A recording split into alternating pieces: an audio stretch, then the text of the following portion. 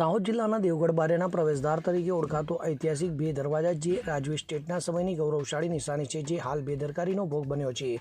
તાજેતરના વાવાઝોડામાં આ દરવાજાની છત ધરાશાયી થઈ ગઈ છે, જેના કારણે લોખંડની એક એંગલ હજુ પણ લટકતી હાલતમાં છે, જે ગંભીર સુરક્ષા જોખમ ઊભી કરી રહી છે. તો આ દરવાજા પાસે રોજના અનેક વાહનો અને નાગરિકો પસાર થાય છે, છતાં નગરપાલિકા દ્વારા કોઈ નક્કર પગલાં લેવામાં આવ્યા નથી. તો ધરાશાયી થયેલું મટીરિયલ રસ્તાની બાજુએ પડ્યું છે, પરંતુ લટકતી એંગલને દૂર કરવામાં કોઈ પ્રગતિ થઈ નથી. તો આ બેદરકારીએ સ્થાનિકોમાં ભારે નારાજગી ફેલાવી છે, જેઓ આ ઐતિહાસિક વારસાની જાળવણીમાં ઉદાસીનતા પર સવાલ ઉઠાવી રહ્યા છે. તો સ્થાનિક નાગરિકોનું કહેવું છે કે બે દરવાજા એ દેવગઢ બારિયાનું ગૌરવનું પ્રતીક છે, પરંતુ શું આ નિશાની હવે શાસકો માટે બોજ બની ગઈ છે? લોકો માંગ કરી રહ્યા છે કે નગરપાલિકા તાત્કાલિક પગલાં લઈ દરવાજાની મરમ્મત કરે અને સુરક્ષા જોખમ દૂર કરે, જેથી ઐતિહાસિક ધરોહરની ગરિમા જળવાઈ રહે. તો નગરપાલિકાની ઉદાસીનતા સામે હવે સ્થાનિકોમાં આક્રોશ વધી રહ્યો છે અને આ મુદ્દે ઝડપી કાર્યવાહીની અપેક્ષા રાખવામાં આવે છે.